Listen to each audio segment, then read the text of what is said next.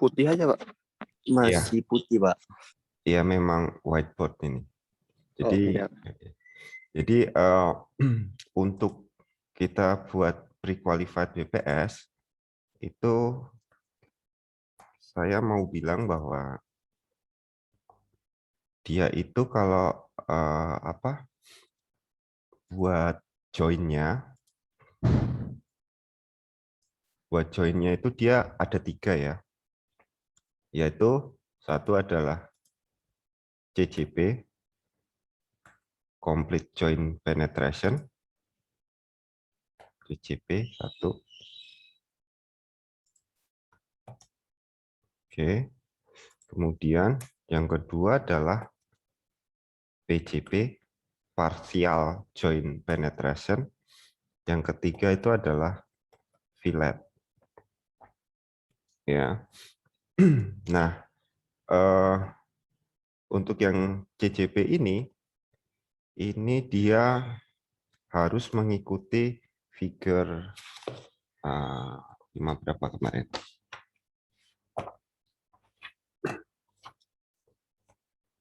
Nah, ini saya juga nggak hafal-hafal sekali, jadi harus selalu buka bukunya. Figure 5.1, gambar 5.1 ya. Kemudian untuk yang partial joint penetration, figure 5.2. Oke. Nah, kemudian dia juga ada fillet ya. Nah, fillet itu biasanya dipakai untuk T-joint, lap joint. Nah, itu juga dia ngacunya ada di figure 5.3 kalau nggak salah. Iya, figure 5.3. Oke. Nah, kemudian intinya adalah yang saya mau bilang di sini adalah kalau mau menggunakan pre-qualified WPS atau kita mau membuat prosedur tapi nggak mau nguji mechanical test, nggak mau nguji NDT-nya, nggak mau buat tes kupon. Tes kupon itu spesimen ngelasnya, nggak mau melakukan PQR lah. Maka kita pakai pre-qualified WPS. Nah, untuk detail join-nya itu benar-benar harus ngikutin yang ada di sini. Jadi ya kalau CJP dia harus pakai di 5.1. 5.1 yang mana? Nah, itu milih terserah. Yang penting harus ada di sini 5.1. Dan itu nggak boleh dimodifikasi ya kayaknya. Jadi harus apa yang tertulis di 5.1 itulah yang dipakai di WPS-nya, dicantumkan di sketch-nya di WPS. Demikian juga kalau untuk PJP, demikian juga kalau untuk fillet. Oke. Nah, dari sini pasti udah jelas ya. Nah, sekarang saya lanjut saja ke yang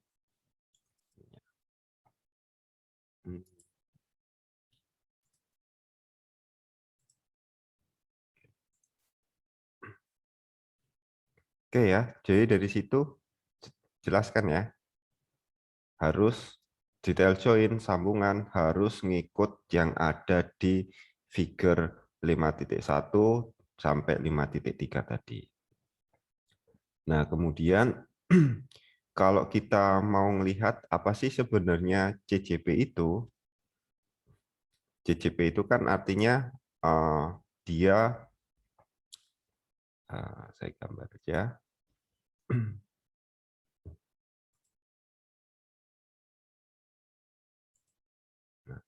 CJP itu kan artinya dia complete joint penetration kan. Berarti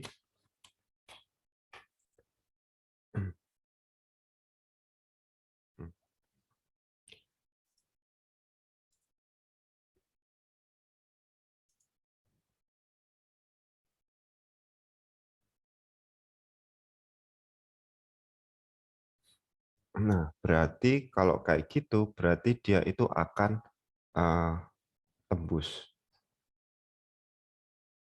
Nah, contohnya saya buat yang warna biru ini adalah yang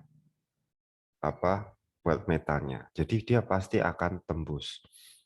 Sementara kalau untuk yang ini adalah CCP.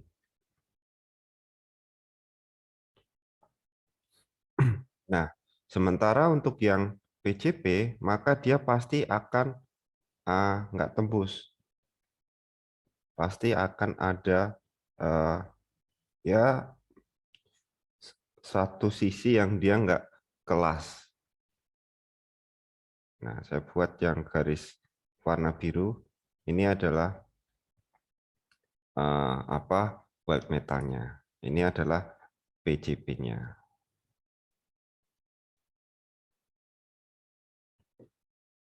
Oke.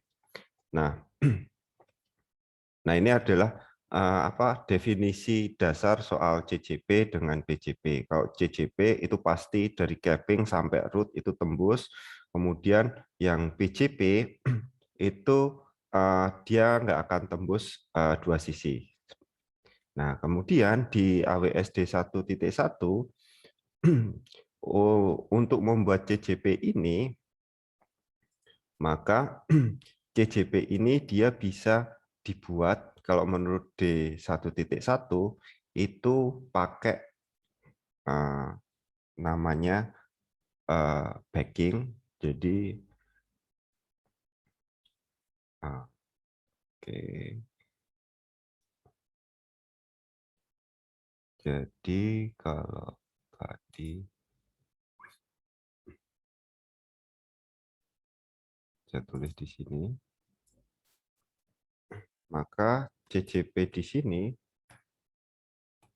adalah sambungan yang seperti apa? Yang tadi adalah tembus kan.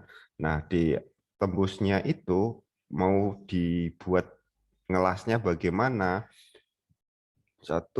D1.1 bisa bilang bahwa oh semua eh, sambungan yang dia ada backingnya itu adalah CCP satu.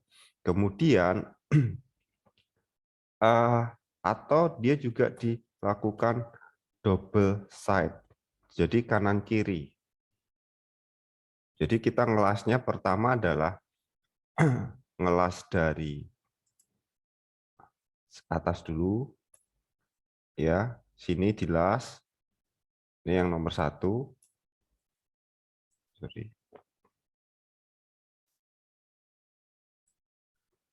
Kemudian berikutnya adalah ngelas yang bawahnya.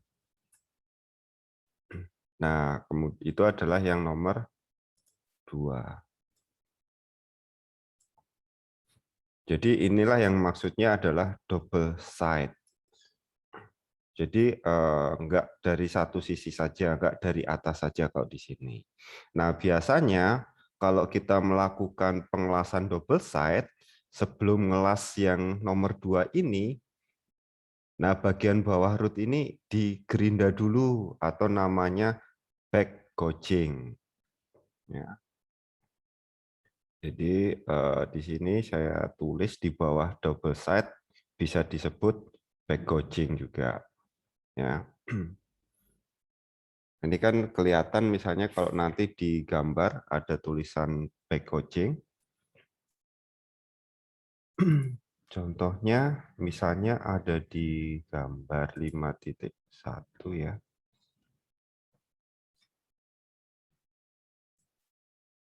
Nah, ini tulisan back coaching. Oke, kalau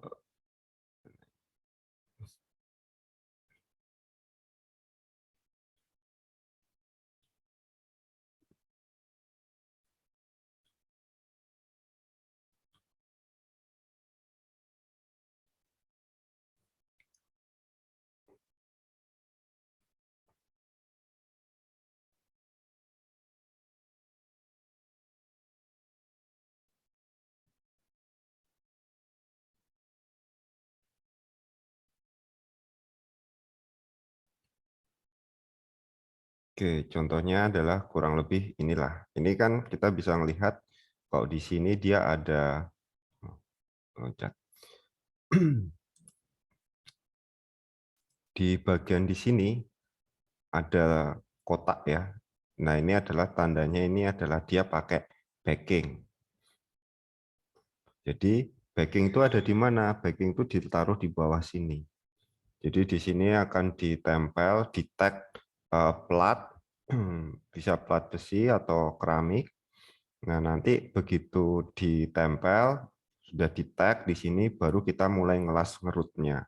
Las root, terus habis itu hot pass, filler, sampai capping.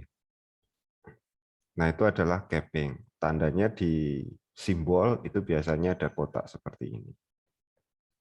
Nah, kalau nggak mau, misalkan saya nggak mau ada backingan plate di sini, maka bisa dibuat plate-nya itu dihilangkan. Cuma di sini ngelasnya dari dua arah, dari sisi kanan dan juga dari sisi kiri.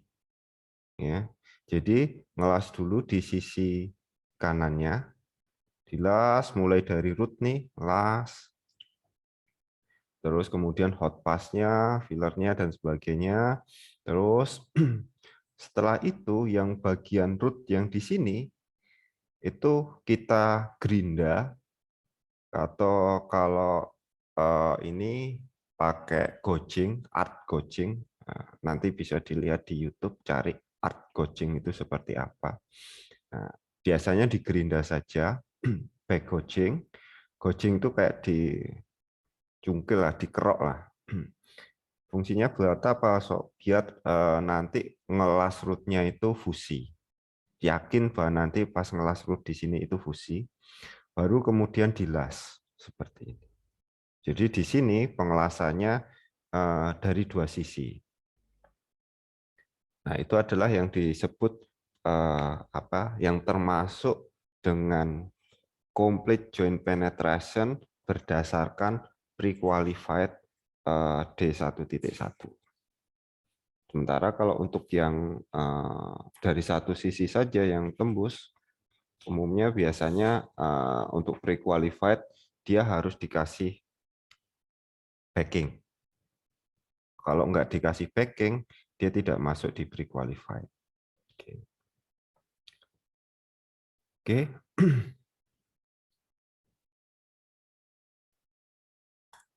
Nah, ada yang mau diomongkan?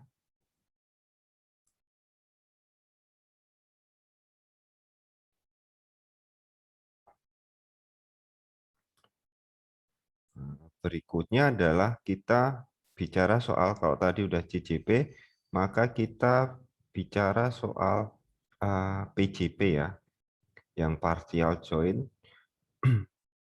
CJP di 5.4.1, maka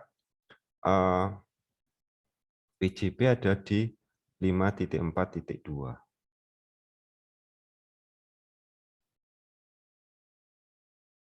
Mana 5.4? Nah, oh ini kelewat. Nah, ini adalah PJP 5.4.2 terkait dengan pre-qualified WPS. Maka langsung saja melihatnya kalau mau pakai PJP, langsung pakai yang ada di figur 5.2.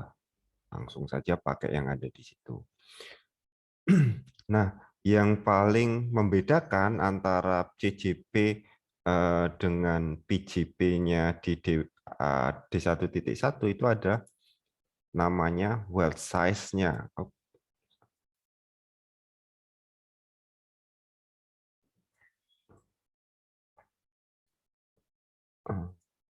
Ini ya.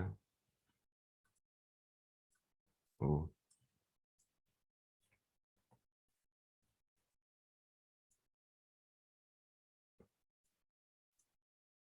Nah, di sini ada weld size, ya. Kemudian sebenarnya apa sih weld size? Nah, jadi ketika kita bicara soal PJP itu ada dua hal yang harus dipahami, ada well size dengan groove depth. Oke, ini saya buat untuk PJP.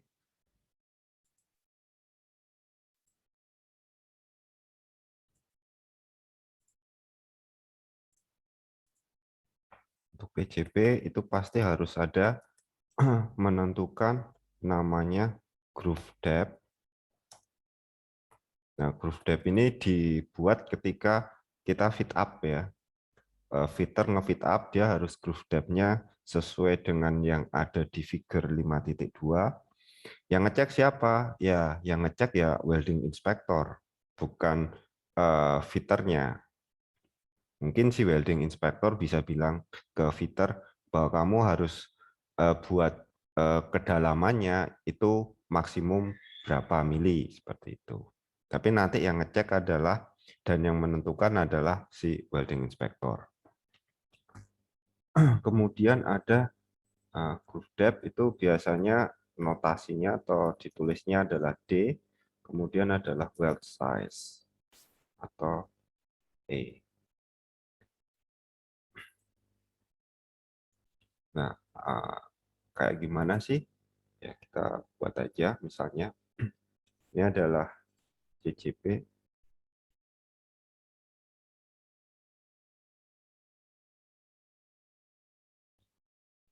Nah, kalau kita ngelas, CCP itu kan pasti pertama fitter fit up dulu ya. Dia buat seperti ini, kemudian yang dimaksud dengan groove depth itu adalah kedalaman groove-nya.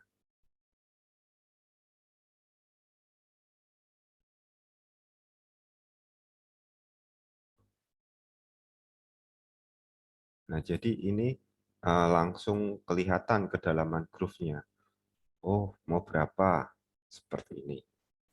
Nah, dari kedalaman groove tersebut, kemudian kalau kita nanti welder ngelas, maka dia pasti akan hasilnya itu pasti lebih dalam daripada groove depth-nya. Seperti ini. Loh, kenapa kok bisa sampai dia tembus makin ke bawah? Ya namanya kan ketika kita ngelas, base metal yang di pinggiran sini, ya, yang ada di sini, ini kan dia ikut meleleh juga. Ketika dia meleleh, mencair, bercampur dengan filler metal, akibatnya terbentuk fusion line, yang warna merah ini adalah fusion line-nya semakin ke bawah. Nah, di sini batas antara permukaan atas sampai bagian fusion line paling bawah, itulah yang disebut namanya dengan weld size. Jadi, nah,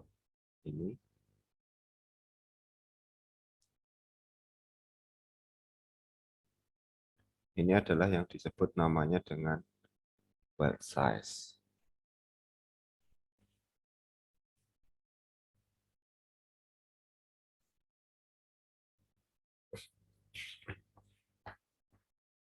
Oke, di sini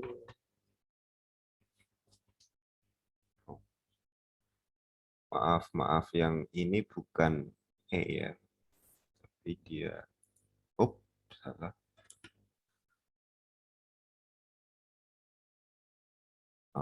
Ini bukan E, kalau di AWS ini bukan E ya, tapi notasinya adalah dia jadinya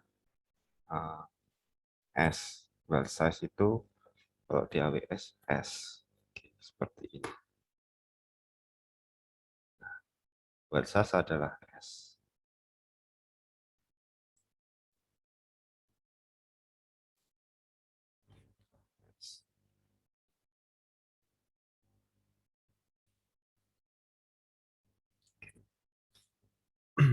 Nah, jadi well size ini penting. Kenapa? Karena dia nanti menentukan kekuatan dari las-lasan. Jadi semakin dalam build size-nya, maka kekuatan las-lasan itu semakin kuat. Dan yang tahu soal kekuatan las-lasan yang diperlukan itu adalah engineer-nya. Nah, tugas dari welding inspector di sini adalah memastikan bahwa nilai S ini bakal tercapai. Caranya bagaimana? Ya caranya dia adalah dengan membuat D ini tercapai. Jadi kalau D-nya adalah 10, pasti nanti las-lasannya pasti akan tingginya adalah dalamnya adalah lebih dari 10. Ya. Jadi dengan memastikan bahwa kalau kita mau buat weld size-nya 10, maka kita bisa membuat D-nya itu 10. Karena itu kalau kita melihat di figure 5.2 di kolom weld size biasanya nilai S itu adalah sama dengan nilai D. Ya.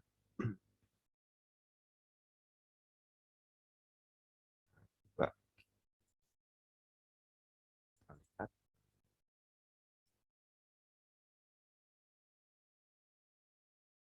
di figure 5.2. 105.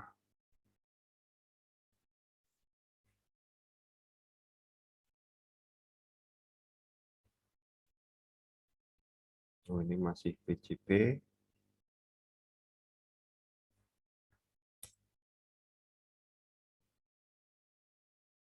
Masih PCP juga.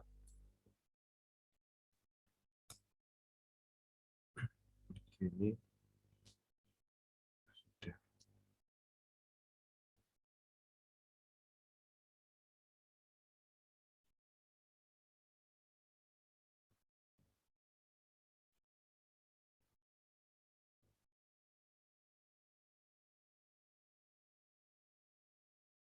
Oke, jadi kita lihat dari gambar sini.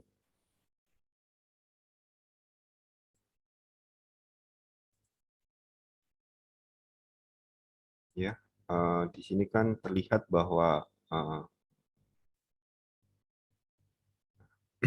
ini adalah PCP-nya, sambungan PCP-nya, butt joint, katakan. Kemudian di sini ada yang diarsir warna abu-abu, ini adalah weld size-nya, S-nya. Nah, kemudian di sini ada nilai D-nya. Nah, kita ambil misalkan untuk proses SMAW. Joint desainnya, joint destination-nya ini adalah BC P2. Kemudian untuk thickness ketebalan dari base metal itu adalah minimum 1/4 inci, ya, minimum ya. Kemudian ada di sini adalah root gap-nya, root face, kemudian groove angle, semua ada. Nah, kemudian di sini ditulis posisi, ada juga untuk semua posisi. Kemudian yang terakhir adalah weld size-nya, S-nya. S-nya berapa? Nah, di sini ditulis S-nya itu adalah sebesar D. Jadi maksudnya adalah kalau kita mau mencapai S, misalkan weld size-nya ukurannya adalah 10 mili, ya maka kita membuat groove depth-nya 10 juga, seperti itu. Walaupun nanti pas kenyataannya, misalnya sambungan itu kita potong, terus kemudian kita makro, maka akan kelihatan weld size-nya itu lebih dari 10 mili. Tapi itu tidak apa-apa, seperti itu. Poin yang saya mau sebutkan di sini adalah biasanya untuk D1.1 untuk weld size itu sama dengan groove depth-nya. Nah, di sini nilainya kan belum dituliskan ya. Berapa sih nilai dari weld size ini? Maka kita bisa lihat di klausa. Dia akan merujuk ke tabel berapa untuk ukuran PCP. Kita cari 54.2 lagi. Nah, di sini ada klausa 5.4.2.3 untuk pre-qualified well size. Nah, kemudian di sini dituliskan untuk PJP pre-qualified detail join-nya ada di gambar 5.2, harus mengikuti di situ. Nah, kemudian kita lihat lagi untuk ukurannya, well size-nya itu ada di poin nomor 1. Kita bisa melihat di situ dia merujuk ke tabel 5.5 ya. Jadi untuk ukuran well size di sini untuk PCP, maka dia mengacunya adalah ke tabel 5.5. Oke, tabel 5.5 contohnya seperti apa? Kita lihat. Masih 5 titik.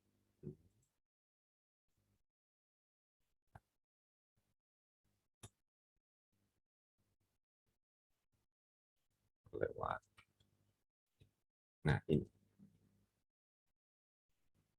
Jadi di sini sudah ditentukan minimum well size-nya. Jadi minimum ya, well size paling kecil itu berdasarkan satu adalah ketebalan dari base metalnya. Kalau base metalnya di sini sudah dibagi pengelompokannya mulai dari yang 3 mili sampai ke 5 mili sampai yang dia ukurannya tebal sekali lebih dari 150 mili, maka di sini dilihat kalau misalnya ketebalannya plat yang kita gunakan adalah 3 sampai 5 mili, maka ukuran well size yang minimum itu adalah sebesar 2 mili saja. Ya.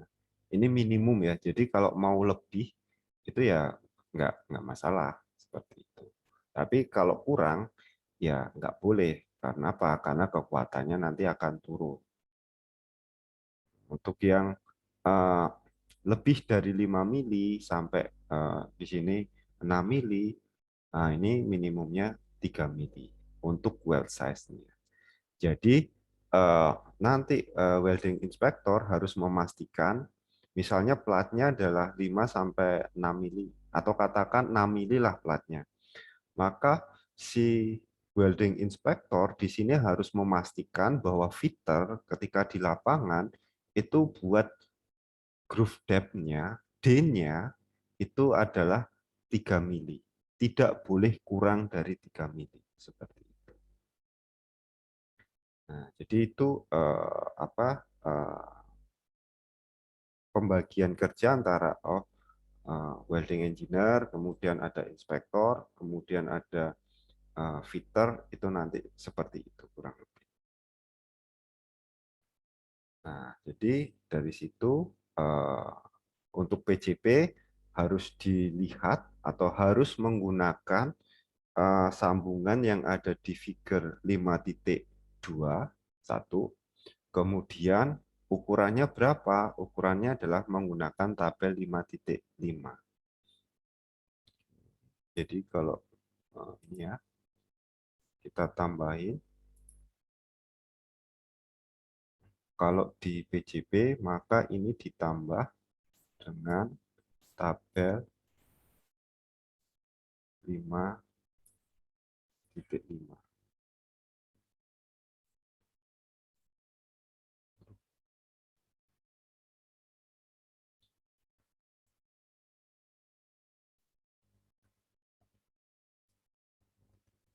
Oke, seperti itu. Tabel 5.5 untuk menentukan ukuran dari weld size PJP-nya, groove depth PJP-nya, dan weld size-nya. Oke. Berikutnya fillet ya. fillet itu adalah kita menggunakan apa untuk T-join, untuk juga lap join. Nah, ini biasanya digunakan untuk apa kayak lifting lah, kayak ya beberapa sih pengangkatan yang berat itu biasanya menggunakan fillet. Nah, ini kita bisa melihat kalau untuk gambarnya, untuk fit up-nya itu mengacu di 5.3. Maka kita cek saja 5.3, gambar 5.3 ada di halaman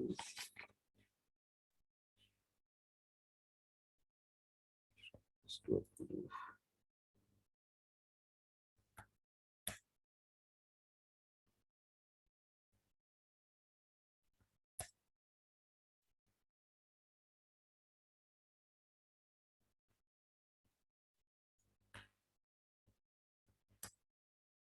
Oke,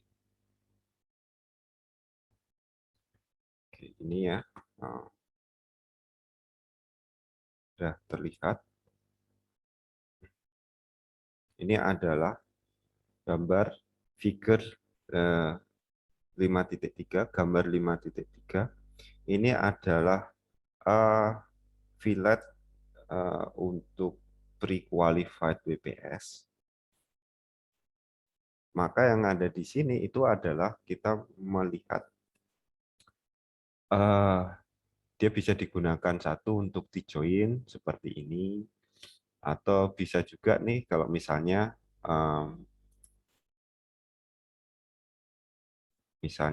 apa, misalnya kalau yang sebelah kiri ini nggak ada, maka ini jadinya adalah corner join ya, seperti itu. Atau bisa juga dia digunakan untuk sambungan lap join seperti ini. Nah, kemudian untuk pembagiannya adalah kurang lebih seperti ini. Misalnya ini adalah apa fit up ketika kita akan menggunakan fillet. Maka di sini pertama dia akan dibagi menjadi ketebalannya berdasarkan ketebalan. Pertama adalah di sini kita lihat ada welding proses, misalnya pakai SMAW, kemudian ada pakai GMAW atau pakai SAW. Nah, kemudian di SMAW sendiri, misalnya dia akan dibagi menjadi beberapa jenis joint destination. Yang dua pertama ini adalah digunakan kalau kita mau ngelas T-joint dan corner joint. Jadi dua pertama ini adalah digunakan untuk mengelas gambar yang paling kiri. Sementara kalau kita mau buat lap joint, maka kita joint destination-nya pakai yang dua ke bawah ini, yang ada kode L-nya. L artinya lap joint, sementara kalau ada T artinya T-joint, kalau ada C dia digunakan untuk corner joint. Nah, kita ambil saja yang TC F12 maupun TC F12A. Nah, ini dibagi menjadi dua, yaitu pengkategoriannya adalah dari ketebalan base metalnya. Yang satu adalah dia ketebalan kurang dari 75 mili atau kurang dari 3 inci, kemudian lebih dari 75 mili seperti ini. Nah, kemudian di sini ada kembali root opening. Nah, root opening itu kalau kita lihat itu adalah gap antara yang vertikal dengan yang horizontal seperti ini. Jadi root opening di sini itu kalau kita ngelas, sekarang kan lagi ini ya, TechFab 1 kan, ngelas T-joint. Itu kan biasanya ditaruh saja di plat yang horizontal, yang bawah, terus kemudian di tag ya. Nah, root opening-nya adalah 0, tapi untuk toleransinya di sini bisa dilihat bahwa oh, dia bisa mencapai toleransi maksimum 5 mili atau maksimum 8 mili seperti ini. Nah, itu adalah ini apa soal root opening ya. Kenapa sih kok dia sampai harus bisa dikasih toleransi yang besar? Ya biar dia bisa ini tembus saja dia ke dalam. Ngerutnya itu tembus sampai ke dalam. Kalau dia nggak tembus, takutnya karena root opening-nya terlalu kecil, maka dia nggak bisa tembus. Untuk posisi pengelasan bisa di semua posisi, mau flat, horizontal maupun vertikal, itu semua bisa dilakukan di sini. Nah, dari sini muncul pertanyaan. Kalau saya ngelas misalnya ukuran mungkin 12 mili seperti yang dipakai di praktek sekarang, dibandingkan dengan saya ngelas ukuran 70 mili, saya harus menggunakan atau saya harus ngelas leg length-nya itu berapa. Nah, di sini tidak dituliskan ya. Di sini S weld size-nya itu tidak dituliskan karena nanti dia akan mengacu ke tabel yang lain. Nah, intinya gambar ini hanya menuliskan ketika fit up, toleransi yang bisa dipakai adalah berapa saja. Nah, kalau kita mau melihat weld size-nya, maka kembali lagi kita harus melihat di klausanya. Ya, klausa 5.4, terutama 543 ya. Ini CCP, ini BCP. Oke. 543. Nah, di sini ini ada klausa 5.4.3 terkait dengan detail weld, fillet weld. Maka dari sini kita melihat kalau kita mau melihat fillet weld untuk minimum weld size-nya itu mengacu ke tabel 7.7, 7.7. Tabel 7.7. Sementara kalau untuk melihat fit up-nya bagaimana, toleransinya seperti apa, itu adalah mengacu ke gambar 5.3, figure 5.3 seperti. Nah, tadi kita udah bahas yang gambar 5.3. Nah, sekarang kita lihat di tabel 7.7. Tabel 7.7. Klausa 7 adalah klausa soal fabrikasi ya. Jadi detail mengenai ketika kita melakukan pengelasan itu bagaimana ada di klausa 7. Kita coba lihat di tabel 7.7 sendiri. Nah, di sini langsung terlihat.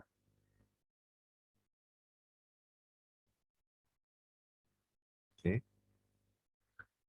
Nah, di sini kembali dia membagi weld size berdasarkan dari ketebalan dari materialnya.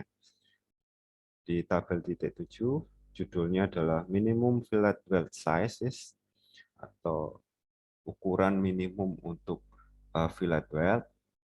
Kalau ketebalan materialnya adalah kurang sama dengan 6 mili atau 1/4 inci, jadi 6 mili ke bawah, maka ukuran dari fillet weld-nya itu minimum itu adalah 3 mili.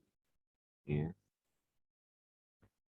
Jadi kalau lebih nggak apa-apa, boleh.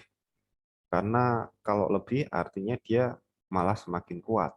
Tetapi ditakutkan kalau nanti semakin lebih, maka distorsinya, tarikan dari plat itu kan mungkin memperhatikan ya ketika ngelas di apa di join itu, kalau kita ngelas bagian root atau 2 layer saja, platnya itu masih lurus. Tapi kalau kemudian udah ditambahin 4 layer atau bahkan sampai 5 layer, nah itu platnya semakin melengkung-melengkung. Nah, itu adalah yang disebut namanya sebagai distorsi. Nah, itu muncul kenapa? Karena ukuran weld size-nya itu semakin besar. Jadi semakin besar weld size menyebabkan distorsi akan semakin besar juga. Walaupun kekuatan juga semakin naik. Jadi ada pro dan kontranya di sini. Nah, intinya di D1.1 untuk fillet weld size, ukuran filletnya atau ukuran leg length-nya itu ngajunya ke tabel 7.7. Nah, misalnya ini nih di praktek kita pakai plat ukurannya 12 mili di sini. Nah, kira-kira kalau menurut AWSD 1.1, maka kalau platnya itu adalah 2 mili, maka ukuran weld size-nya, leg length-nya itu adalah minimum 5 mili. Untuk menjamin kekuatannya itu minimum 5 mili. Nah, biasanya kan kalau di praktek mungkin berapa ya? 10 mili dimintanya atau paling tidak setara dengan ukuran ketebalan materialnya kan.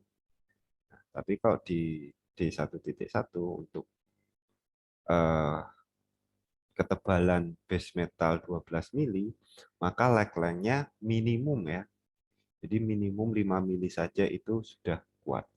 Kalau mau lebih kuat lagi ya ditambah, bisa 8 mili, bisa 12 mili seperti itu. Oke. Nah, itu adalah soal apa yang terkait dengan detail join.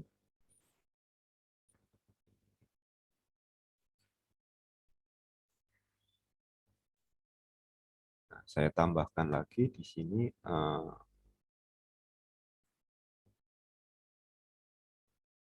untuk fillet, maka dia ngacu ke tabel 7.7. Oke. Nah, dari sini ada yang mau ditanyakan?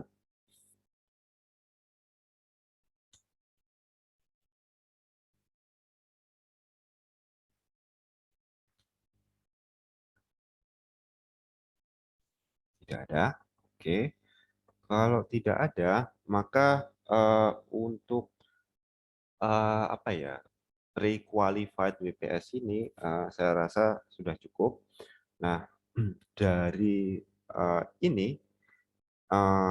diharapkan nanti ketika dapat eh, membaca prosedur yang pre-qualified WPS, maka sudah mampu memahami batasan-batasan eh, prosedur yang dibaca tadi. Jadi misalnya kayak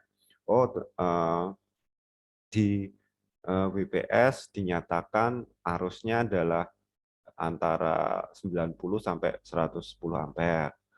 Nah, ternyata di lapangan ah, nggak pakai nilai sebesar itu, atau ukuran elektrodanya berbeda dengan yang ada di WPS.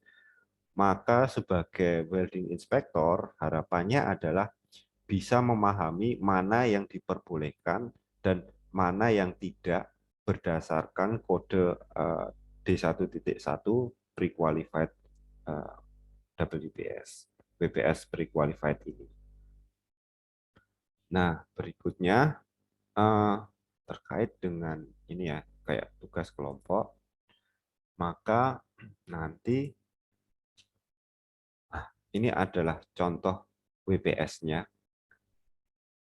Di sini kan ada tulisan WPS, kemudian ada WPS ini qualified atau pre-qualified sih. Nah, ini bisa dilihat dari PQR number-nya.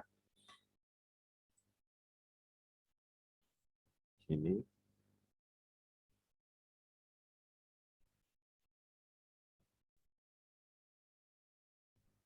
Ini kelihatan apa PDF saya? Belum, Pak. Oh, belum ya? Belum, Pak. Sorry, sorry. Ini sudah ya? Sudah, Pak. Sudah, Pak.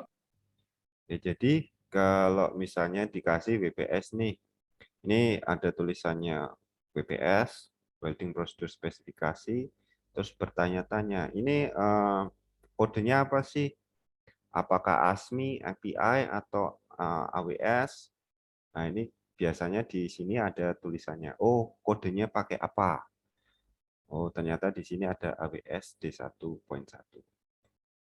Kemudian ini kalau pakai AWS D1.1 itu qualified atau pre-qualified ya? Oh, di sini ada PQR number-nya. Kalau di PQR number-nya itu kosong atau ditulis pre-qualified, maka WPS ini adalah WPS pre-qualified. Jadi tidak ada pengujian mechanical testing, tidak ada entity-nya, tidak ada proses PQR-nya seperti itu. Tapi kalau di kolom PQR number tersebut nanti ada tulisan nomor yang menyatakan nomor PQR-nya, nomor dokumen PQR, maka itu termasuk WPS yang qualified, yaitu dia dikualifikasi atau diuji melalui proses PQR, nanti di PQR-nya dia buat tes kupon, jadi dilas tes kuponnya, kemudian diuji NDT, terus terakhir diuji mechanical test atau destructive test. Nah, setelah lolos semua, baru bisa digunakan WPS tadi. Itu adalah WPS qualified. Nah, tugasnya nanti adalah kelompok ya. Nanti saya berikan satu kasus. Misalnya kasusnya adalah tolong buat sambungan CJP. Nah, nanti kemudian materialnya apa, silakan tolong diisi kolom-kolom yang kosong ini, kolom-kolom WPS yang kosong ini. Ya. Nanti kayak misalnya kayak apa base metalnya nanti ada, kemudian nyari filler metal yang matching pakai apa, kemudian perlu nggak ada preheat seperti itu. Kemudian, nah detail join juga sketch-nya nih, sketch-nya itu kita mau pilih detail join yang seperti apa, walaupun sama-sama ya, saya bilang kasusnya sama-sama pakai CJP, complete join. Nah, tapi kan tiap kelompok bisa milih sambungan yang beda-beda. Karena di figure 5.1 kan banyak sekali gambarnya. Dan itu tidak salah. Jadi di sini tidak ada yang apa ya? Tidak ada yang oh ini benar ini salah. Enggak, cuma ya tiap orang punya desain masing-masing seperti itu. Kemudian nah cara welding parameternya, nah nanti ya mungkin ngelasnya bisa dijadikan satu saja, pakai satu elektroda saja, kemudian arusnya berapa, parameternya bagaimana, nah, itu bisa melihat di spesifikasi vendor ya, bisa lihat di inilah di internet.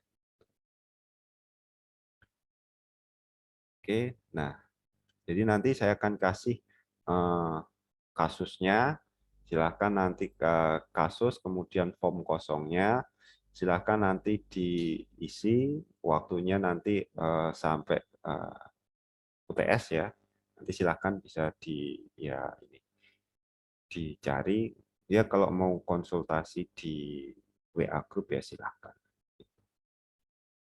Itu yang tugas kelompok. Oke. Oke, untuk WPS pre-qualified sudah selesai. Ada yang mau ditanyakan terkait di sini?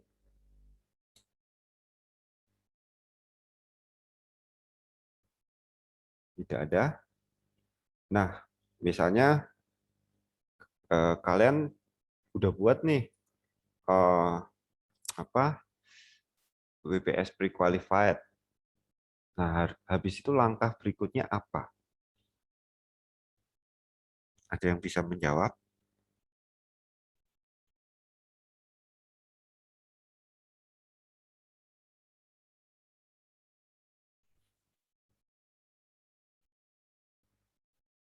Ketika sudah melakukan ini, buat prosedurnya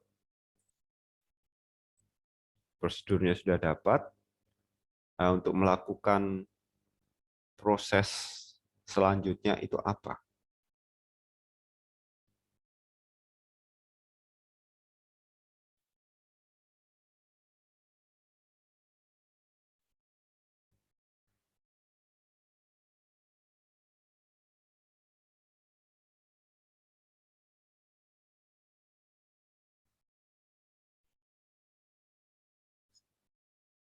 Oke, ada ini enggak? Muhammad Beni Rizky, NIM 76. Hadir, Pak. Yuk. Nah, kira-kira apa sih yang habis dilakukan? Misalkan udah buat prosedur nih, dapat pakai pre-qualified WPS.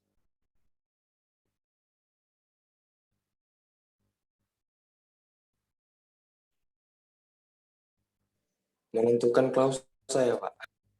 Oh, bukan.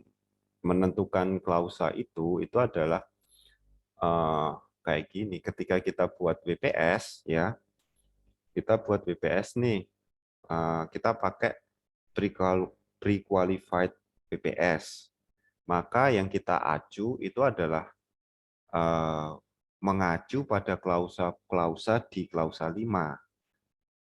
Jadi klausa itu adalah aturannya ya. Jadi kayak gini ya, kalau saya tulis, misalkan klausa di D1.1 lah, katakan. Klausa berapa? Klausa 5. Nah, klausa 5 ini isinya apa? Ini isinya adalah aturan-aturan. Kayak tadi, misalnya saya ada proyek pengelasan, isinya adalah pengelasan fillet nih. Maka saya buat fillet itu sambungannya, join detailnya itu seperti apa. Itu ngacunya kemana? Ya ke acuan di klausa 5 ini. Seperti itu. Ya, jadi kalau di sini ya kayak gini nih. Jadi kayak aturan-aturannya lah. Kalau kita menyimpang dari aturan yang ada di klausa 5, maka WPS yang kita buat ini nggak benar, nggak bisa ini, salah ini. Kenapa? Karena dia nyimpang. Seperti itu. Jadi dari klausa 5 itu nanti kita dapat ini pre-qualified WPS. Tuh. Jadi kalau mau buat pre-qualified WPS, maka harus mengikuti peraturan yang ada di klausa 5. Kalau mau buat yang qualified WPS, mau buat PQR, maka harus mengacu aturan yang ada di klausa 6. Karena klausa 6 mengatur soal kualifikasi. Gitu ya. Kalau pre-qualified WPS ini kan tidak perlu kualifikasi, maka pakai aja aturan yang di klausa 5. Nah, kemudian kita udah dapat nih WPS-nya. welding engineer-nya udah membuat, udah dapat pre-qualified WPS. Artinya resepnya udah dapat. Habis itu ngapain nih? Apakah proses atau proyek di lapangan itu akan berjalan hanya dengan adanya prosedur saja?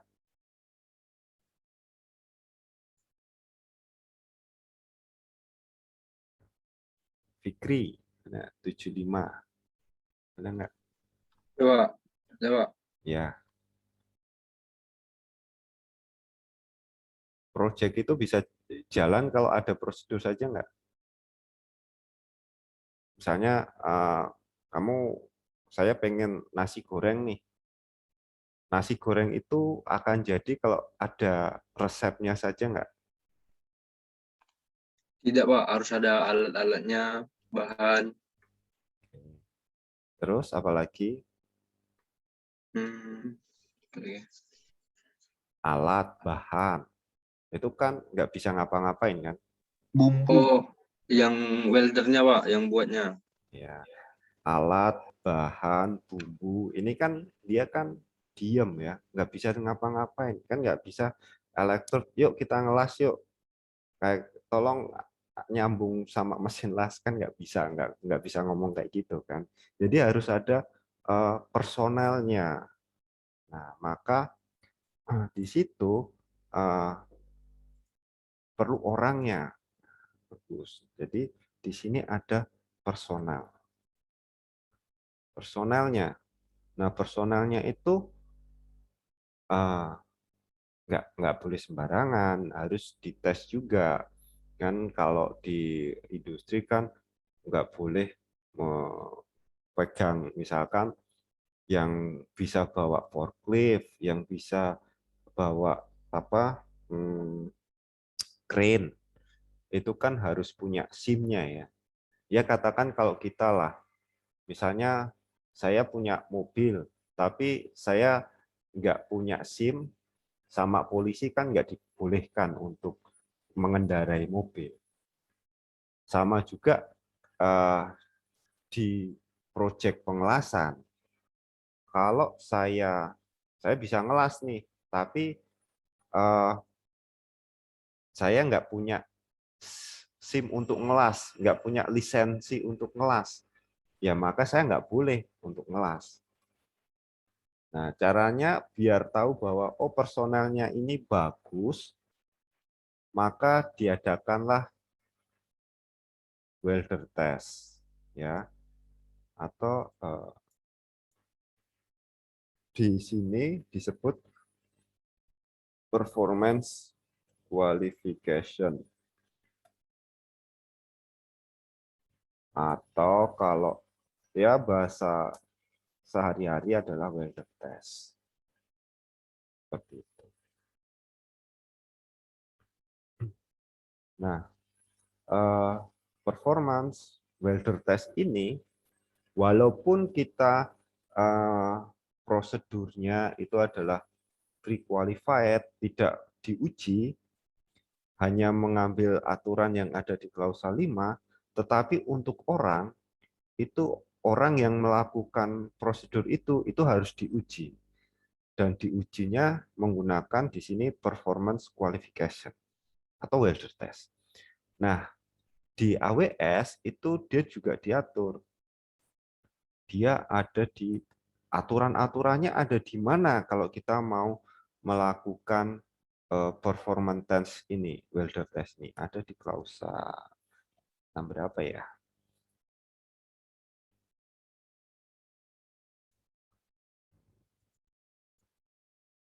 Ada di klausa 6 4C. Oke.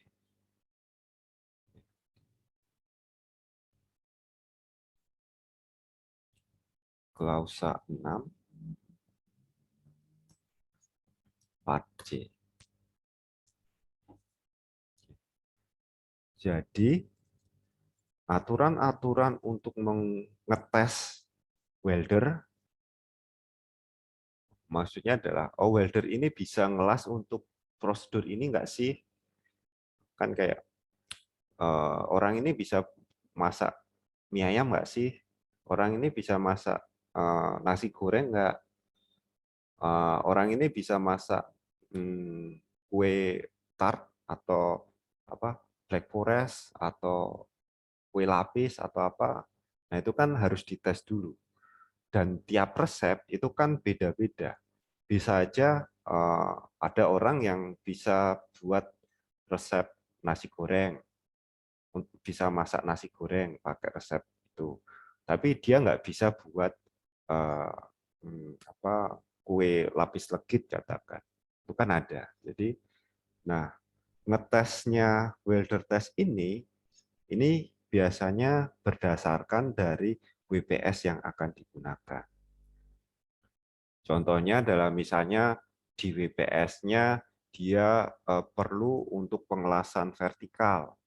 Maka untuk welder test, ya orangnya harus dites bisa ngelas vertikal atau tidak. Seperti itu. Jangan WPS-nya perlu ngelas vertikal, kemudian orangnya dites hanya untuk ngelas ini apa flat saja, bawah tangan, posisi 1. Itu kan nggak cocok, nggak sesuai. Atau di WPS dia memerlukan untuk pengelasan CJP. Nah, kemudian welder testnya ngetesnya hanya untuk pengelasan fillet saja. Nah, resepnya minta CJP, WPS-nya minta CJP, sementara welder testnya minta fillet. Itu kan nggak nyambung.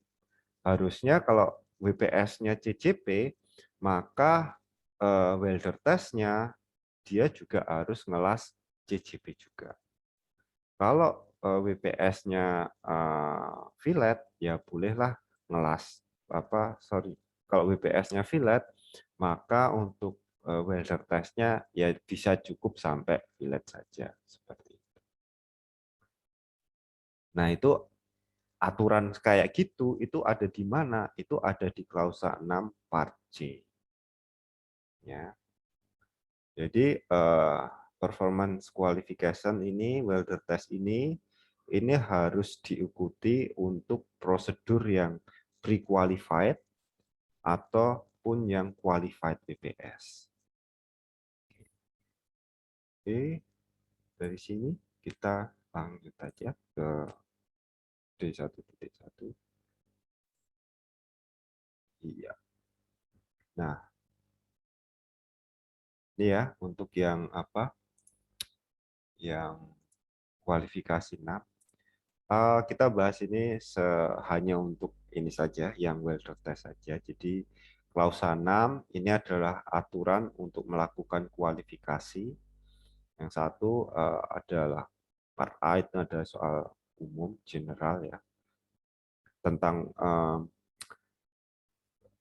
apa sih kayak tentang kualifikasi itu apa saja, definisi semua ada di sini.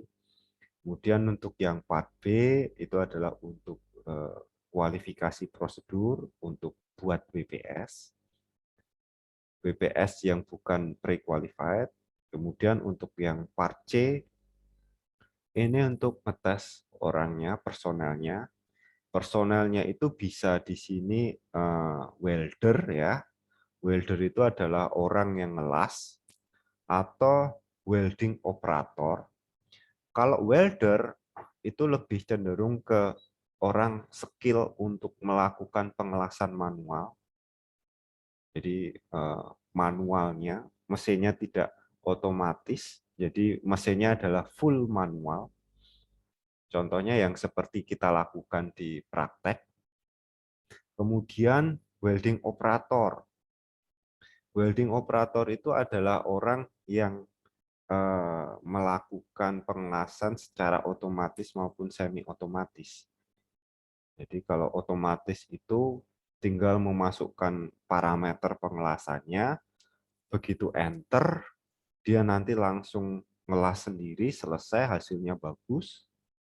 Sementara kalau yang semi otomatis itu misalnya kalau pakai SAW dia tidak dimasukkan parameternya langsung, tapi yang dimasukkan misalkan adalah arusnya, wire feed, voltase, semua sudah di-set. Kemudian ketika dinyalakan,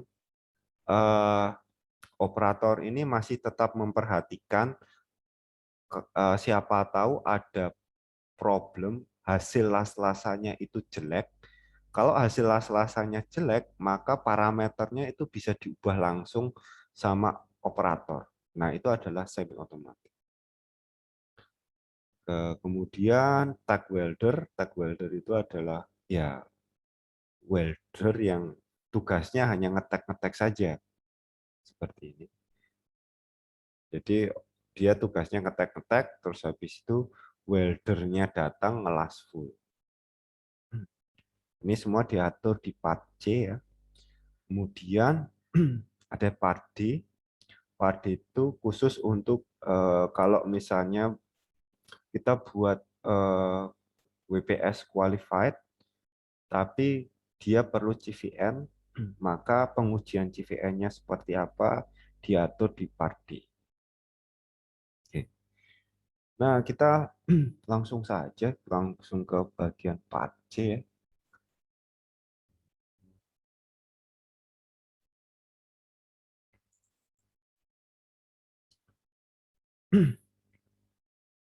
Nah, di sini ditulis part C performance kualifikasi. Nah, fungsinya buat apa sih kita melakukan pengujian performance di sini? Fungsinya satu, untuk menentukan apakah seorang welder itu atau welding operator atau tag welder memiliki skill untuk menghasilkan yang disebut nanti sound weld. Ya, nanti kalau misalnya di ujian-ujian sertifikasi ada istilah sound weld, maksudnya ini adalah hasil las-lasan yang bebas dari cacat las. Bukan artinya oh weldingnya bersuara ya atau berbunyi. Sound weld artinya las-lasannya, hasil lasnya itu bebas dari cacat las. Jadi accepted. Masuk di toleransi juga. Oke. Nah, berikutnya adalah apa saja sih yang menjadi kayak kayak parameter ketika kita melakukan welder test atau nanti menentukan bahwa welder testnya itu posisinya harus seperti apa dan bagaimana. Kemudian kita pakai elektrod yang bagaimana. Itu ada di salah satunya di tabel 6.10. Iya, kita lihat saja. Apa sih tabel 6.10?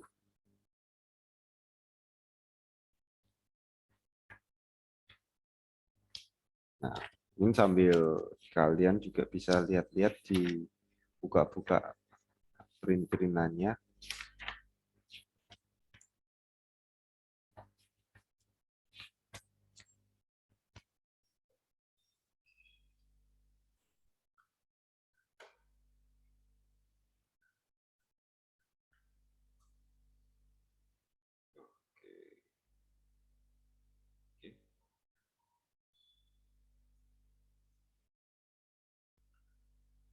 Oke. Sudah dapat tabel 6.10?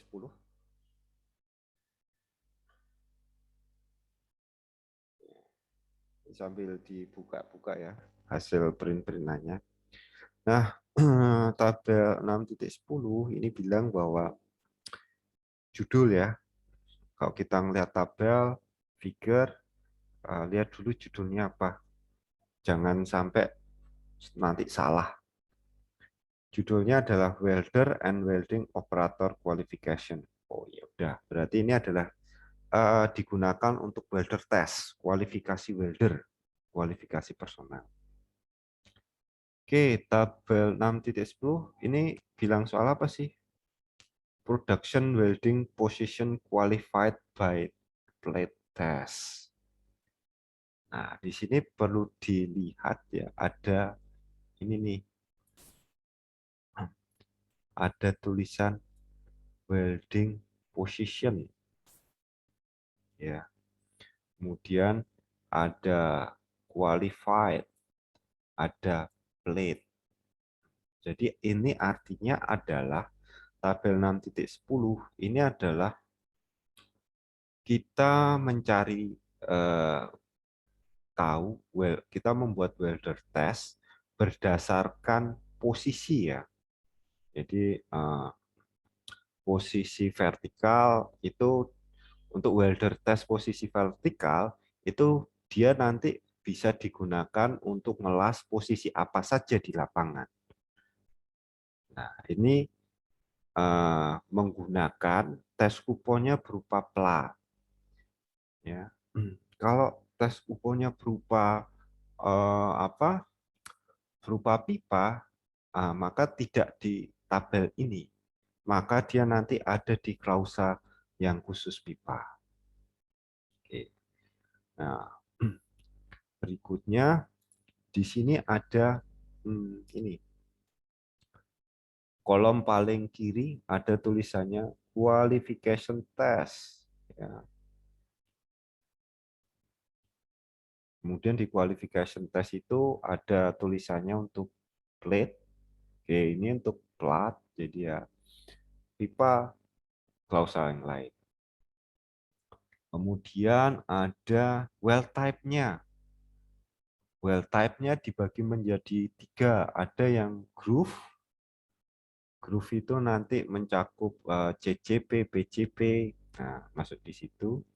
Atau untuk yang fillet weld, atau untuk yang plug weld. Ini nanti kita fokuskan untuk yang groove dan fillet saja ya. Nah, pertama untuk groove dulu deh di sini. Nah, di groove ya nanti kita menentukan kalau kita melakukan welder test dengan posisi 1G ya. Ini posisi 1G kan posisi flat horizontal, horizontal. Posisi bawah tangan posisi 1G ya. Maka nah di sini berikutnya yang warna biru tua ini ada tulisan qualified semua ini. Ada yang plate welding qualified, ada yang sebelah kanannya lagi pipe welding qualified, ada box tube welding qualified. Nah, ini ada qualified semua.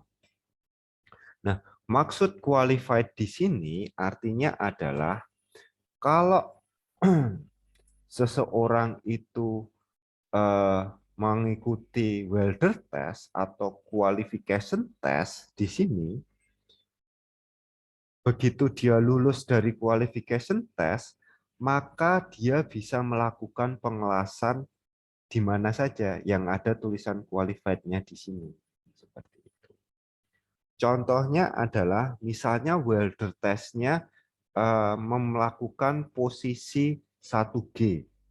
1G itu kan sambungannya groove, posisinya adalah flat, maka dia bisa digunakan untuk mengelas sambungan flat. Jadi dia digunakan untuk ngelas project ya, di lapangan ya. Kalau platnya groove, maka dia bisa ngelas untuk flat saja. Vertikal dia tidak bisa. Untuk PJP dia juga bisa digunakan. Ya. Jadi untuk 1G dia bisa digunakan untuk CJP flat, PJP posisinya flat juga, Nah, kalau fillet, maka dia bisa digunakan untuk flat seperti ini. Kemudian ada tulisannya di sini D. Oh, D di sini hanya untuk ini ya, untuk posisi untuk sambungan 3Y saja. Tapi kalau untuk posisi fillet, maka welder yang lulus 1G ini dia bisa ngelas fillet posisi flat, posisi 1F, atau fillet posisi horizontal atau 2F seperti itu. Ya, jadi itu adalah seorang welder yang dia lulus welder test dengan posisi tes 1G.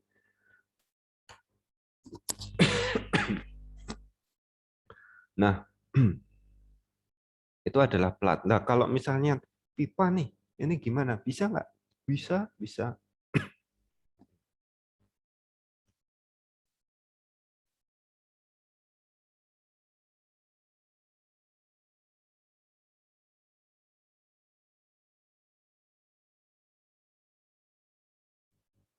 Oke, maaf ya.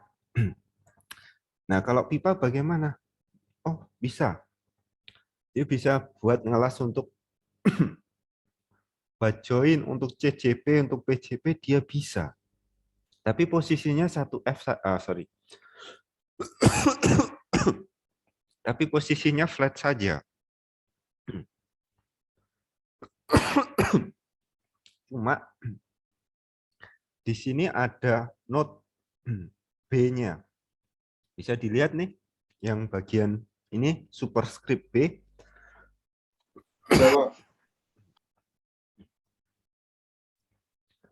Nah, bagian B di sini kita baca.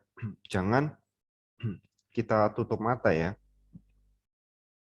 Bagian B di sini ditulis bahwa kalau kita mau ngelas pipa, kalau welder testnya itu adalah menggunakan plat, maka welder tersebut bisa ngelas pipa, tapi ukurannya adalah ini 600 mm, diameternya 600 mm atau lebih. Ya, di sini ditulis. Nah, dia harus juga ada backing atau back gouging. Jadi harus ngelasnya ukurannya besar, di 24 inci atau 600 mm lebih. Terus dia harus pipanya itu harus backing, atau kalau nggak backing itu harus dua arah. Jadi ada gougingnya. Jadi tidak bisa satu arah saja. Tidak bisa apa one side, harus double side. Seperti itu. Nah, kalau di proyeknya adanya pengelasan pipa, tapi pipanya lebih kecil dari ini, ya maka welder ini nggak bisa dipakai untuk ngelas pipa. Dia welder testnya di mana? Ya harus pakai welder test, tes kuponnya pipa, seperti itu. Nah, kemudian kalau dia ngelas pipa fillet, bagaimana? Oh ya bisa. Di sini tertulis nih fillet. Ini Mas, ini yang fillet, ini bagian pipa ya. Nah, posisinya adalah flat juga dan horizontal. 1F dan ini adalah 2F. Nah, ada juga yang nanti box tube ya. Box tube itu kayak pipa tapi bentuknya kotak. Jadi bentuknya kayak holo lah, kayak gini box tube itu. Nah, ini adalah box tube. Jadi kalau saya ulang, maka seorang welder test yang dia dites menggunakan posisi 1G, tes kuponnya adalah plat, maka dia bisa untuk ngelas groove, CJP, maupun PJP-nya itu 1G. Ya, di sini saya tulis saja 1G ini dia bisa. Ya. Nah, kalau untuk ngelas filletnya, dia bisa ngelas apa? Ya, 1F dan 2F. Kalau untuk yang pipa juga sama, dia bisa digunakan untuk ngelas 1G. Cuma pipanya itu harus besar. Ya, di atas 24 inci, 24 inci ke atas diameternya. Dan pipanya harus di packing atau packaging kayak gitu. Atau dia juga bisa digunakan untuk ngelas fillet pipa 1F dan 2F juga seperti itu. Nah, kalau pertanyaan kalau di lapangan ternyata ada pengelasannya yang perlu 3G, nah, weldernya bisa nggak welder ini dipakai? Ya nggak bisa. Kalau di lapangan ada proses 3G, maka vertikal ya, maka ya kita harus nyari yang dia bisa untuk vertikal. Ya kita harus buat yang welder test ada 3G-nya, seperti ini. Nah, misalnya saya pakai yang warna hijau.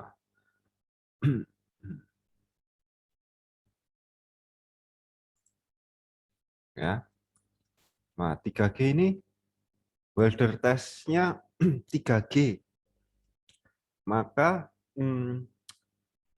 welder yang lulus dari welder test ini bisa digunakan untuk ngelas ya bisa 1G, 2G, 3G. Jadi di sini saya tulis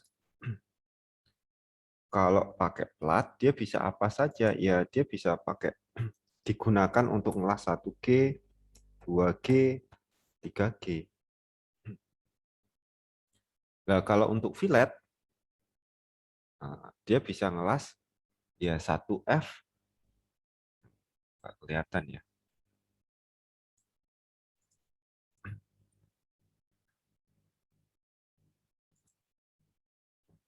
Nah, kalau ini saya coba di sini aja deh, di bawah.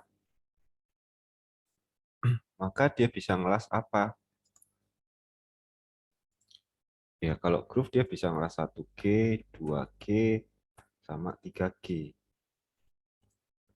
Kalau dibuat untuk ngelas fillet, ya sama juga. Dia bisa ngelas flat, horizontal, maupun vertikal fillet. Itu 1F, 2F, dan 3F. Seperti itu. Pipa juga demikian ya, dan sebagainya seperti itu. Nah, kalau 3G, dia nggak bisa untuk ngelas yang overhead atau posisi 4. Nah, jadi di sini nanti welding inspector itulah yang nanti akan menentukan bahwa misalkan, oh, welder ini bisa ngelas untuk sambungan yang vertikal. Welder ini bisa digunakan untuk ngelas sambungan horizontal dan sebagainya. Itu berdasarkan dari welding test, welder test yang dilakukan di sini. Dari sini ada yang mau ditanyakan?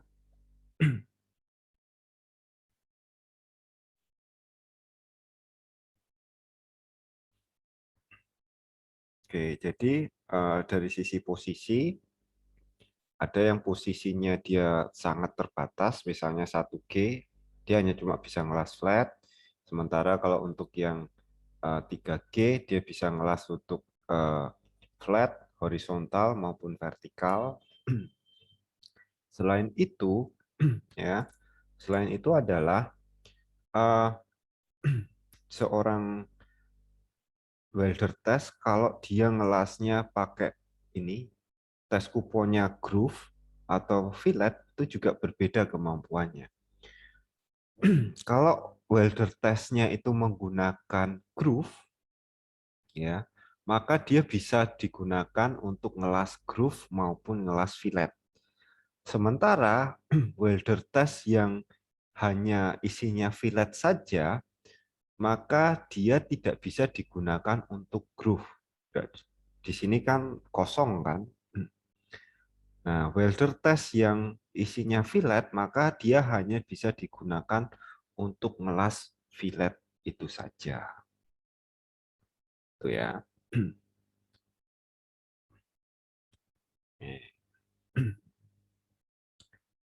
Nah, itu maksud dari tabel 6.10. Nah, kemudian, oke, di sini clear. Kita lanjut. Nah, kemudian setelah kita melakukan welder test nih, udah disuruh, oh tes kuponnya buat plat groove, posisinya adalah 3G. Maka parameter lasnya bagaimana? Ya, parameter las semua itu ditunjukkan WPS-nya saja. Jadi WPS yang sudah kita buat itu nanti digunakan pada welder test. Jadi di tiap welder itu dikasih WPS-nya. Pak, ini loh welder testnya. Anda nanti ngelas arusnya segini saja, ngikut WPS ini saja, seperti itu. Kalau weldernya nggak mau ngelas pakai yang di luar rentang itu, ya nanti akan terlihat hasilnya. Pasti hasilnya akan jelek. Akibatnya ya nanti dia akan tidak lulus seperti itu. Jadi WPS yang sudah dibuat digunakan di welder test, si welder nanti akan mengatur parameter las kayak arus, WFS, elektrod, semua sesuai dengan WPS yang diberikan. Nah, setelah si welder itu ngetes, maka akan dilakukan kualifikasi atau uji. Diuji apa saja? Nah, kita akan melihat saya klik dulu.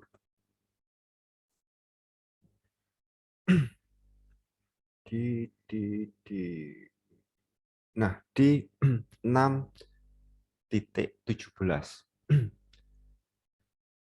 Type of qualification test required, artinya apa? Jenis tes apa saja sih yang diperlukan? Nah, di sini ada 4 jenis tes yang bisa kita lakukan untuk melakukan welder test. Yang pertama adalah satu, itu pasti visual ya. Visual itu pasti ada. Nah, melihatnya ada di mana jenis tes-tes yang diperlukan itu ada di tabel 6.11. Nanti bisa dilihat di 6.11. Nah, di sini isinya apa saja? Visual itu pasti.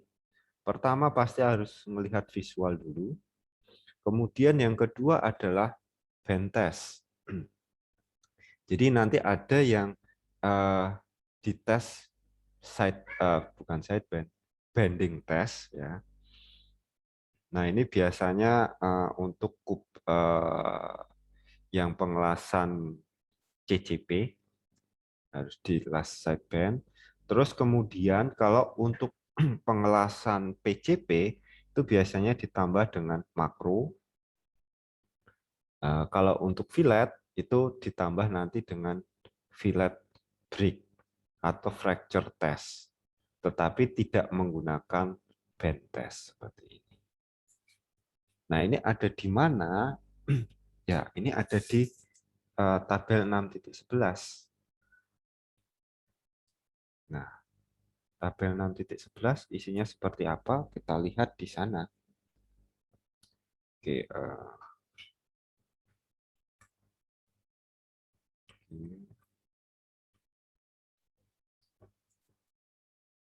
nah, di sini adalah contohnya. Ya, jadi di sini ada kayak oke untuk pengelasan yang groove, tes kuponnya berupa groove. Kemudian di sini ada ketebalan materialnya. Maka spesimen yang digunakan itu apa saja. Misalnya, oh pakai faceband satu jenis saja, satu kuantitas saja atau satu saja, dibuat satu spesimen. Kemudian root band-nya juga satu spesimen, seperti itu. Kalau materialnya lebih tebal lagi, di atas 10 mili, di atas 3/8 inci, maka bendingnya pakai sideband saja, seperti itu. Nah, kemudian kurang lebih itu. Jadi ini nanti akan kita ulang lagi ya ketika kita bicara soal kualifikasi. Nah, kemudian di sini ada juga tunggu bentar ya.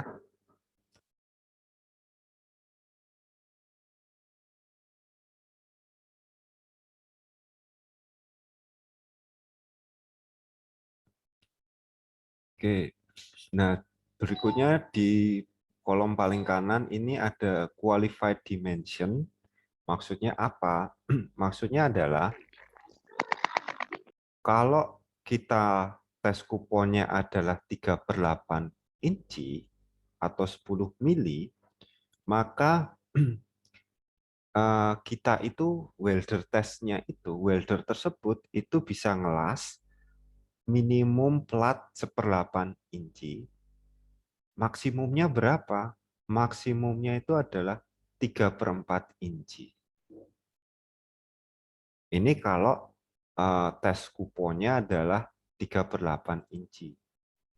Kalau tes kuponnya lebih tebal lagi, contohnya yang di kedua ini, antara ya katakan saya buat ini adalah 1/2 inci atau 1/2 inci itu kan katakan 12 mili ya.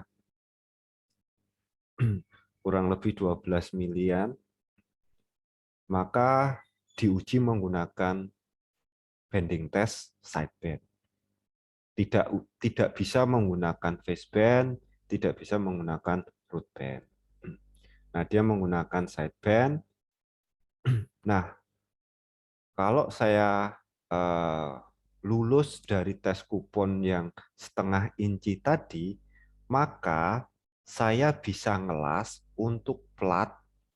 Ini saya ngelas di project ya, ngelas untuk plat paling tipis 1/8 inci. Ya, 1/8 inci itu kurang lebih 3 mili. Paling tebal berapa? Tebalnya adalah 2 kali ketebalan tes kupon, 2T. Jadi 2 kali 1/2 inci, ya berarti ketebalan maksimum yang bisa saya las adalah 2 kali 1/2 inci, 1 inci. Jadi saya bisa ngelas antara 1/8 inci sampai 1 inci. Nah, itu adalah maksud di tabel 6.11 seperti ini. Nah, ini ada tulisan footnote-nya adalah D. Nah, D ini kalau kita lihat di sini apa sih?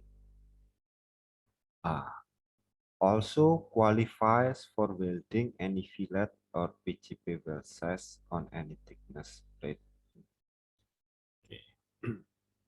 Jadi, saya juga bisa ngelas.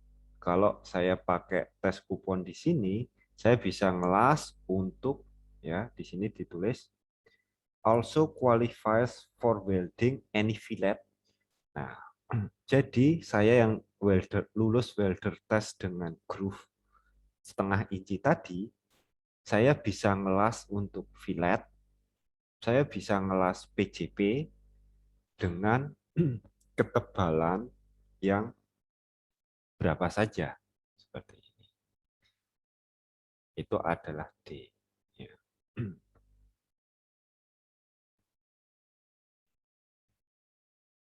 Nah, kalau untuk yang ini fillet bagaimana? Oh, yang fillet ada di bagian yang bawah sini.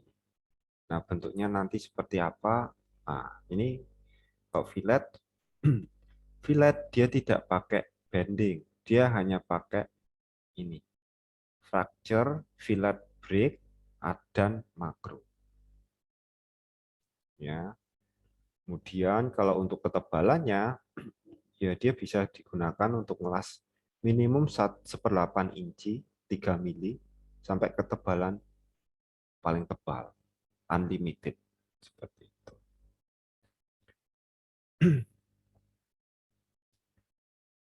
Oke, jadi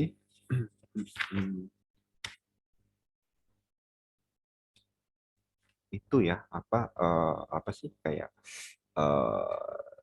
tadi sudah ada welder test posisi, kemudian ada ini ada apa? Ada apa sih?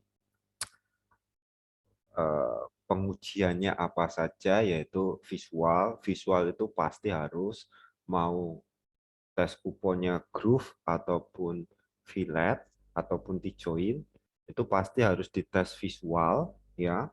Terus berikutnya adalah kalau kemudian dia dites mechanical testing, kalau groove pasti dia akan dites bending test.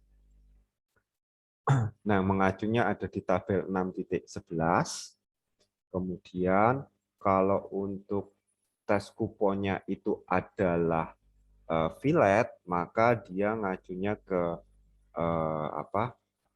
Visual tadi, terus kemudian fillet break atau fracture, kemudian makro. Kalau fillet dia tidak pakai ini apa? Tidak pakai bending. Nah, itu adalah jenis pengujian ketika kita melakukan welder test. Jumlahnya, spesimen band testnya berapa saja, itu juga diatur di sini, di tabel 6.11 ini.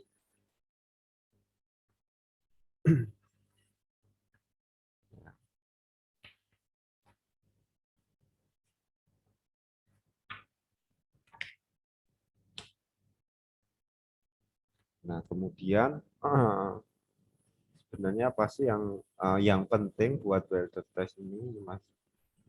Nah, ini adalah parameternya ya. Jadi parameternya kalau kita membuat welder test,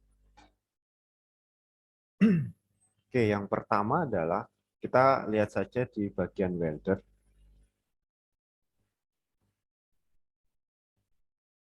Ya, di bagian welder ini ada 7 variabel, 7 parameter. Di sini kita bisa melihat untuk parameter yang pertama adalah proses welding. Ya. Nah, untuk proses welding di sini, kalau dia welder testnya menggunakan SMAW, maka ketika dia melakukan project, ya dia harus melakukan pengelasan SMAW. Tidak bisa dia menggunakan proses las yang lain. Satu.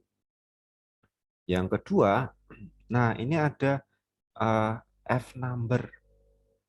F number ini hubungannya dengan klasifikasi atau spek dari elektroda. Nah, ini ngacunya ke tabel 6.13. Nah, ini adalah tabel 6.13.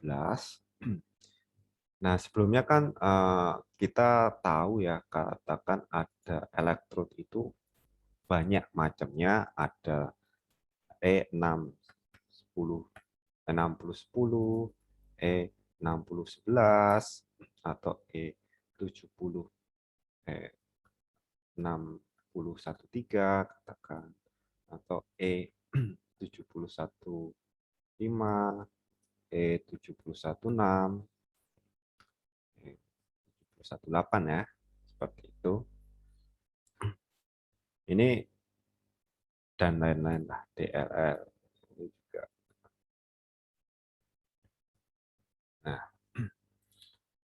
Nah, elektrod-elektrod ini sama AWS itu dibagi menjadi 4 grup, yaitu ada yang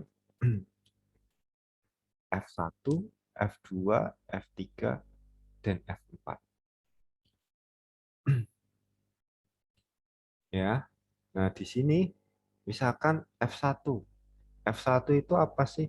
F1 itu adalah semua elektrod yang 2 digit terakhir itu ada angka 20, 24, 27, 28 seperti itu. Ya. Sementara kalau yang F2 itu yang ada 2 digit terakhir ada 1, 2. Kalau kita melihat ya 1, 2, 1, 3, 1, 4, 1 seperti itu. Ini F3 itu adalah rutile ya. Kalau kita bisa lihat ini adalah rutile. Sementara kalau yang F1 ini karena dia hanya untuk posisi horizontal, flat dan horizontal, fillet,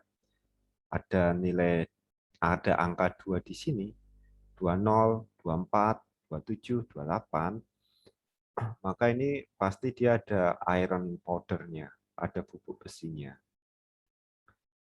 Nah, kemudian yang F3 ini dia digunakan untuk yang ada 2 digit terakhir 10, 11. Ini adalah untuk yang selulosa. Ya. F3 ini adalah untuk selulosa. Kemudian yang F4 itu ada 15, 6, 16, 18, 48 dan sebagainya. Ini adalah untuk yang low hydrogen atau basic di sini. Nah, keahlian welder untuk menangani menggunakan elektrod ini juga dibatasi. Jadi berdasarkan tabel 6.12 ya, maka seorang welder yang dia melakukan pengelasan. Jadi kayak gini, misalnya dia ngelas di welder test, dia menggunakan F2, yaitu E6013. WPQR itu welder test. Welder Performance Qualification Record, WPQR, ya. Maka di welder test dia menggunakan F number F2. Maka di project ataupun di site di lapangan dia hanya boleh menggunakan F number F2 atau F1. Tapi tidak bisa menggunakan F number yang lebih tinggi. Ya, jadi itu harus diperhatikan. Tapi kalau dia di welder test menggunakan elektrod F4, maka dia bisa menggunakan untuk elektroda lainnya. Nah, F3, F4, F4, F3, F2, F1, maka welder tersebut bisa. Nah, itu adalah parameter yang kedua. Parameter yang ketiga adalah posisi. Posisinya itu tadi mengacu ke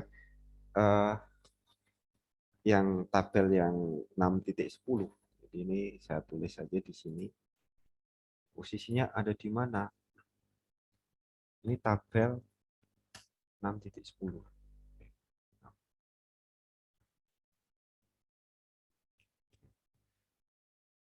Kemudian juga diameter atau ketebalan material itu mengacunya juga ke tabel 6.11 ya.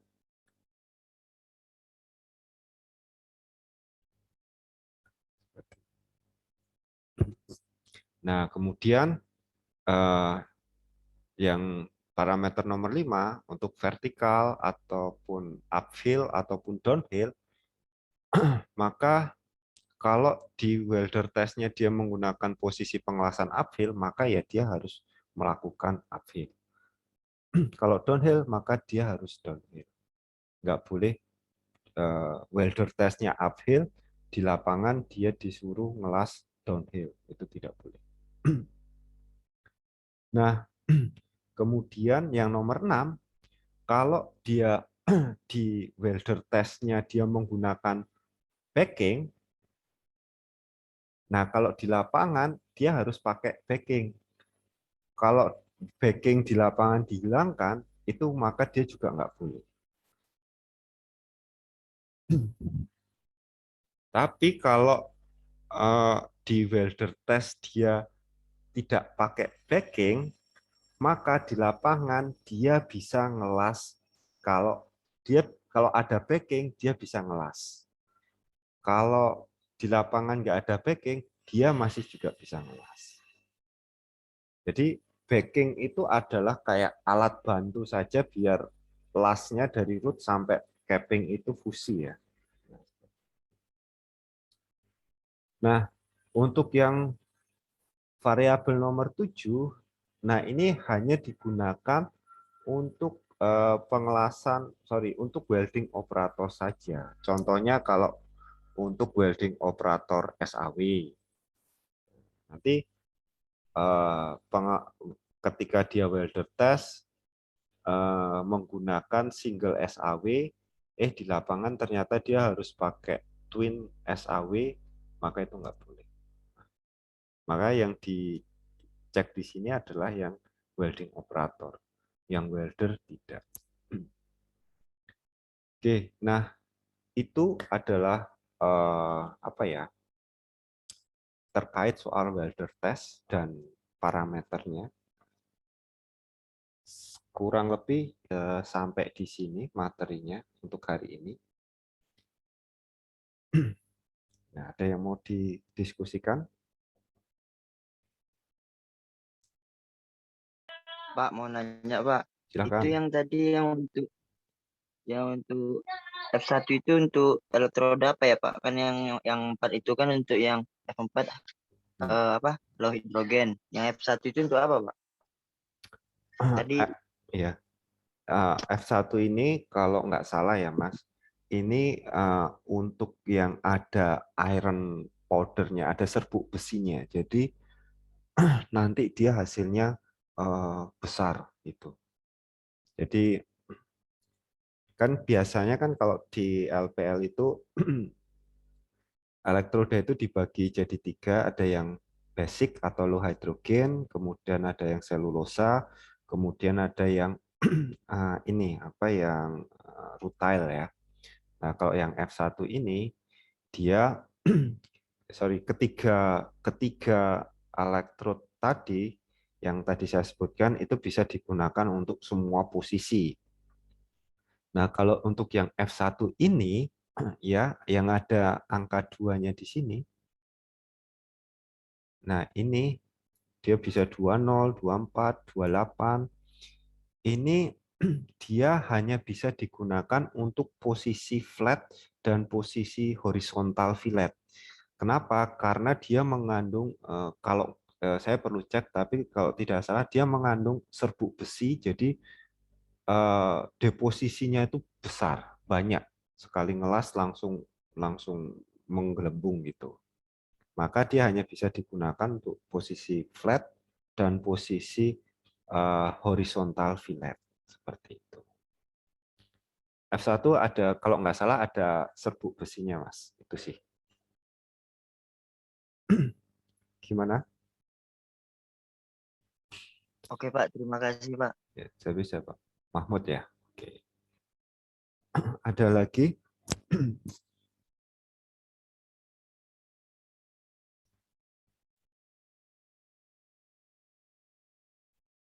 Tidak ada?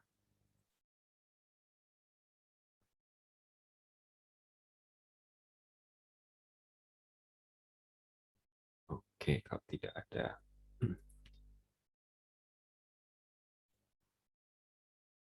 Nah,